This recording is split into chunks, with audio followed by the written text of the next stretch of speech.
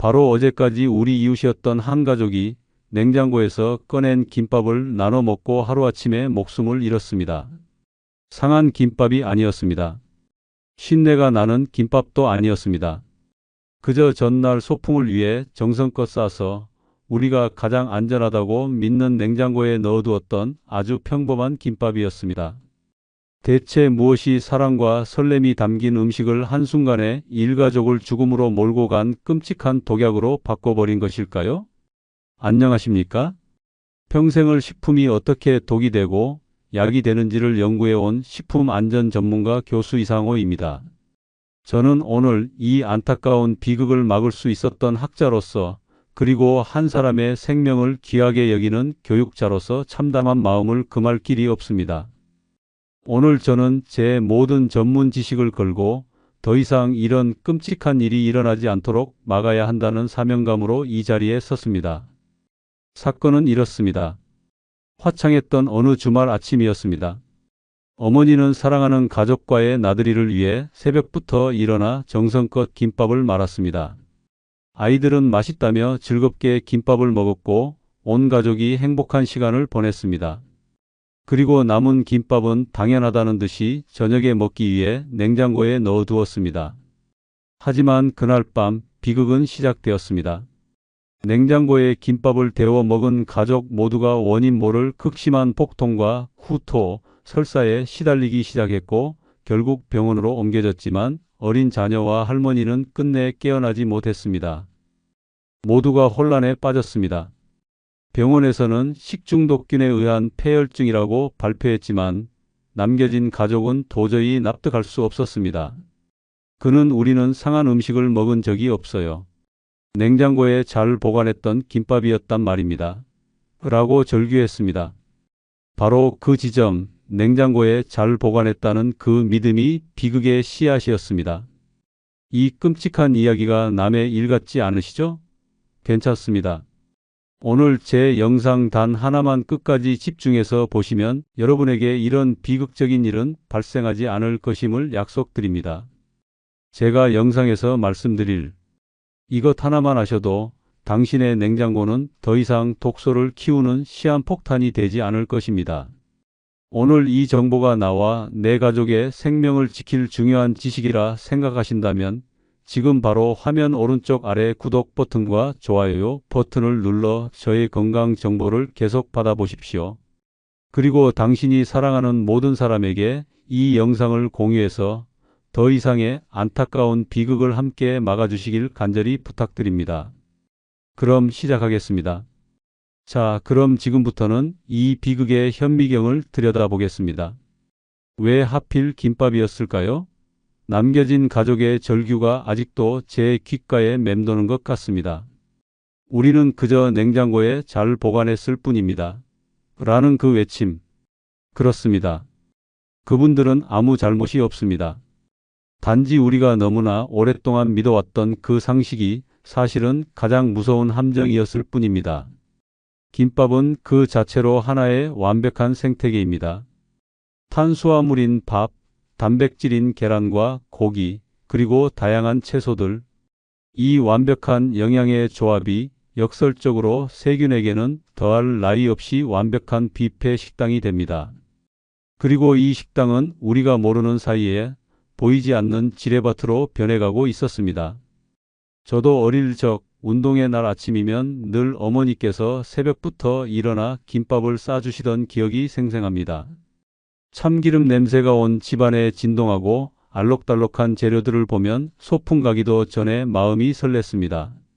어머니는 뜨거운 밥을 식히지도 않은 채 밥이 따뜻해야 잘 뭉쳐진다 하시며 김밥을 마셨고, 그렇게 만들어진 김밥은 쿠킹포일에 쌓여 제 가방 속에서 몇 시간을 기다렸습니다. 점심시간에 친구들과 나눠 먹던 그 김밥은 세상에서 가장 맛있는 음식이었습니다. 하지만 식품 안전 전문가가 된 지금 돌이켜보면 그 행복했던 기억의 장면 하나하나가 사실은 식중독균이 번식하기에 너무나도 완벽한 조건이었다는 사실에 등골이 오싹해집니다. 우리의 사랑과 추억이 때로는 가장 위험한 무지가 될 수 있다는 것을 저는 그때는 몰랐습니다. 이번 사건의 원흉은 사실 한 종류의 균이 아닙니다. 여러 균들이 만들어낸 끔찍한 세균 칵테일이 비극의 원인이었습니다. 첫 번째 재료는 바로 황색 포도상구균, 바로 우리 몸에서 온 기회주의자입니다. 이 균은 멀리서 온 손님이 아닙니다. 바로 음식을 만드는 우리의 손, 피부, 코와 입 주변에 아주 흔하게 살고 있는 균입니다.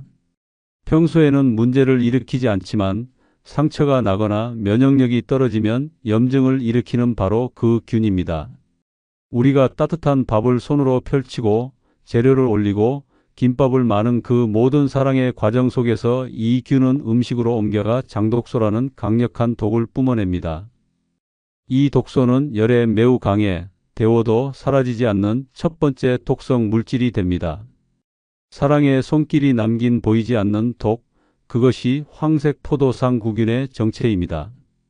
두 번째 재료는 바실러스 세레우스, 밥 속에 숨어있는 고대의 침입자입니다. 이 균은 흙 속에 사는 아주 오래된 미생물로 쌀 아래 표면에 포자라는 강력한 방패로 무장한 채 숨어 있습니다.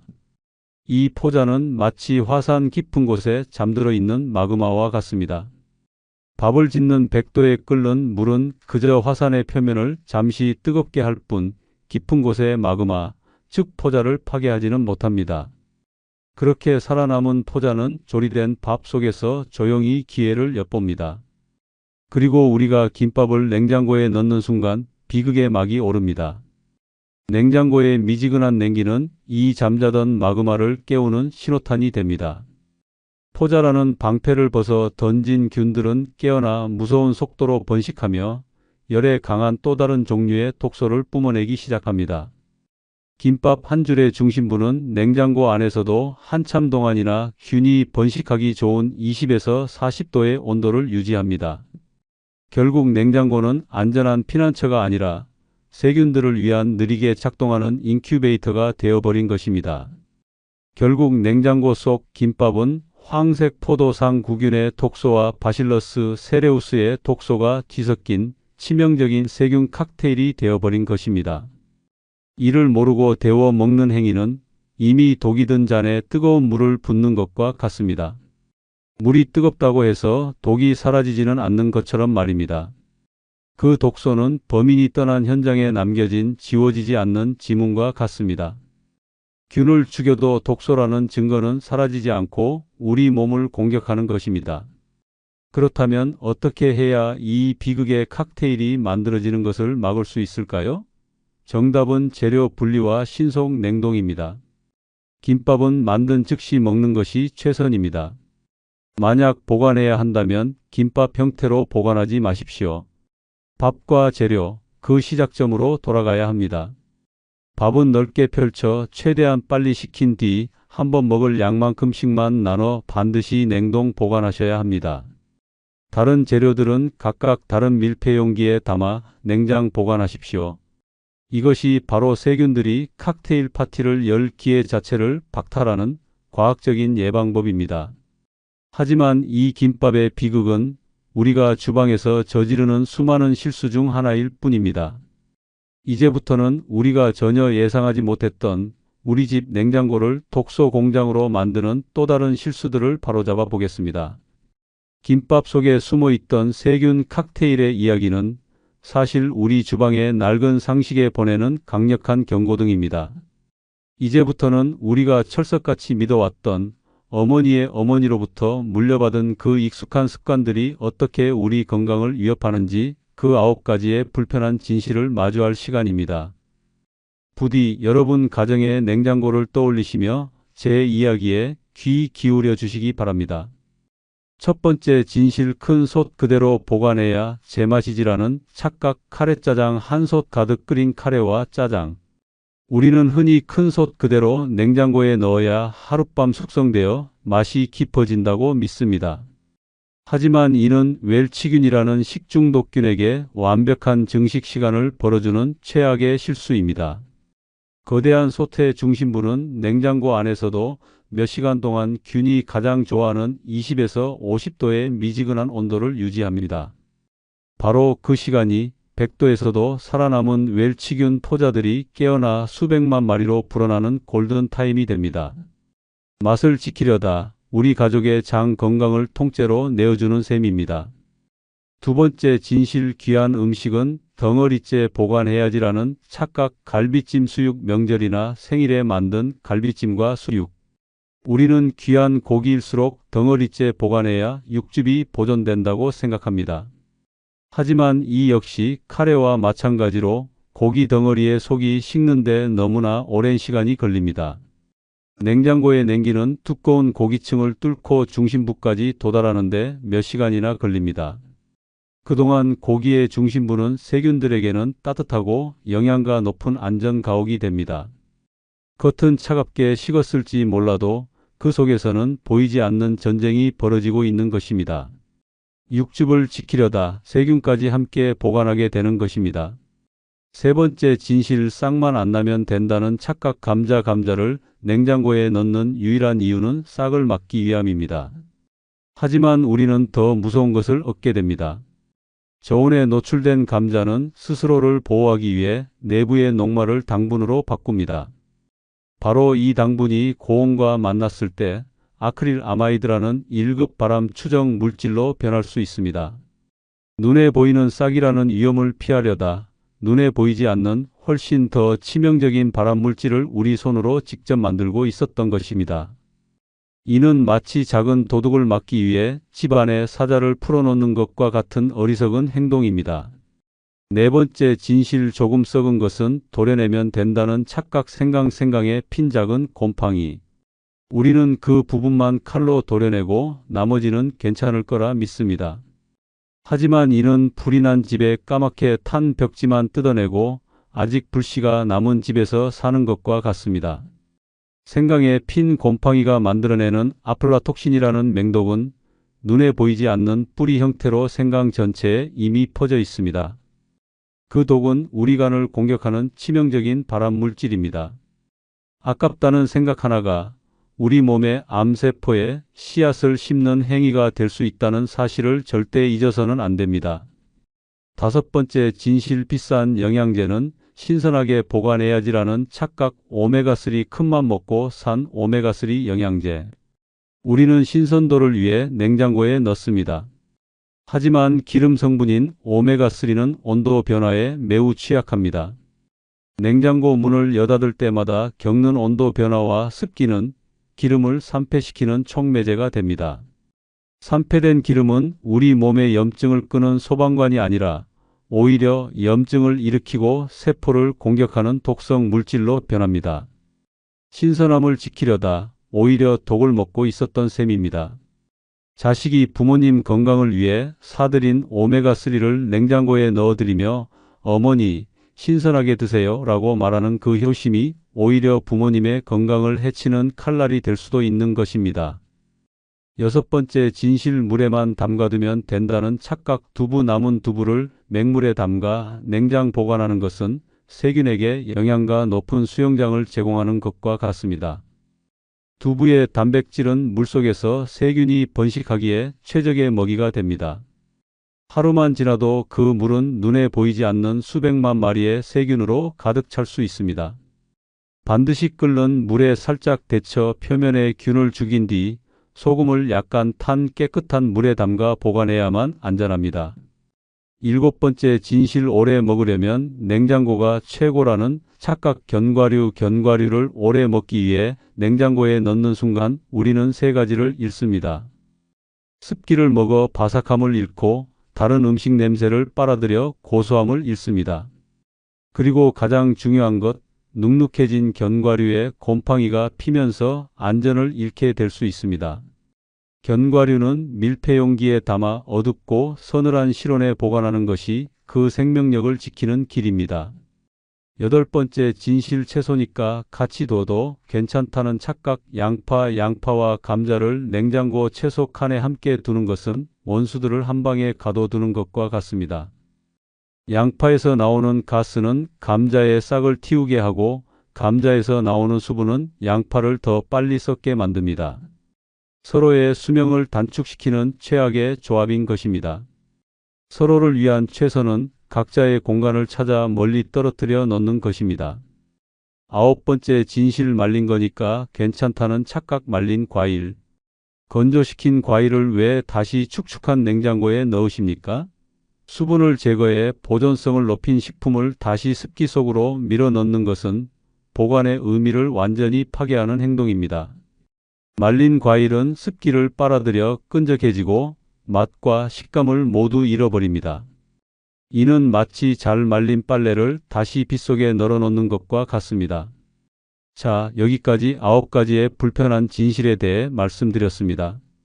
아마 이 영상을 보시는 많은 분들께서 지금껏 믿어왔던 상식의 기반이 흔들리는 듯한 혼란을 느끼실 겁니다.